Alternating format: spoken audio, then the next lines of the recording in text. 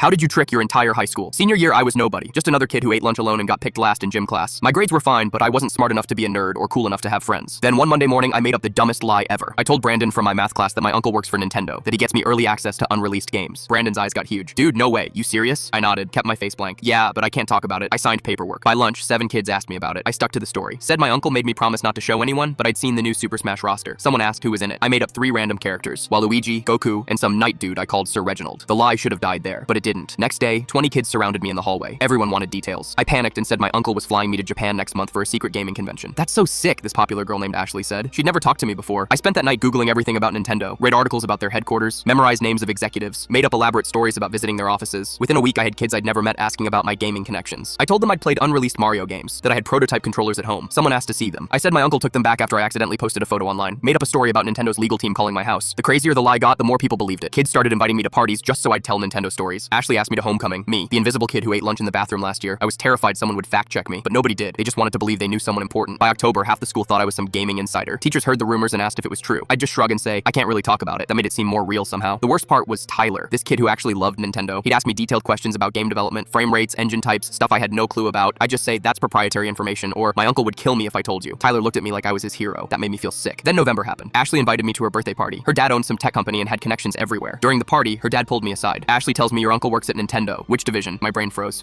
Game design? He smiled. Really? Because I golf with Nintendo's North American president. Small world. What's your uncle's name? I felt my face go red. Mumbled something about him working in Japan, not America. Ashley's dad nodded slowly. Didn't call me out, but I saw it in his eyes. He knew. Monday morning, I expected everyone to know I was a fraud, but Ashley's dad never said anything. Neither did Ashley. The lie kept going. Until parent-teacher conferences in December. My mom came home confused. Mrs. Peterson said the whole school thinks you work with Nintendo? I tried playing it off. Mom made me tell her the truth. She wasn't mad. She looked sad. Honey, you don't need to make up stories. Those kids should like you for who you are. But I couldn't stop. Too many people believed it now. Then right before Christmas break, someone created a Nintendo fan page on Instagram. Posted my photo with the caption, this kid's uncle works for Nintendo and won't tell us anything. It went viral. Got reposted to gaming forums. People from other schools were messaging me asking about game leaks. That's when Nintendo's actual legal team sent my school an email. Said they'd seen posts about an employee's nephew leaking information. Asked the school to investigate. I got called to the principal's office. Thought my life was over. Principal Davis looked tired. I know you don't actually have an uncle at Nintendo, but their legal department doesn't. They want names. I sat there waiting to get expelled. Instead, Principal Davis sighed. Here's what we're doing. You're going to write them an apology email. Say you made everything up for attention. They'll drop it. I wrote the email that night. Sent it to Nintendo's legal team with the principal CC'd. Next morning, Principal Davis called an assembly. Told the entire school that the Nintendo rumors were false. That I'd fabricated everything. I waited for everyone to hate me. Call me a loser. A fraud. But something weird happened instead. Kids came up to me laughing. Said it was the best prank they'd ever seen. That I'd fooled everyone for months. Tyler, the Nintendo superfan, shook my head. Dude, that was legendary. You had me completely convinced. Ashley still talked to me. Said her dad thought it was hilarious once he found out the truth. Turns out people respected the commitment to the lie more than they cared about being fooled. I never made up another story after that. Didn't need to. For the rest of senior year, I was known as the kid who tricked the whole school. That was enough.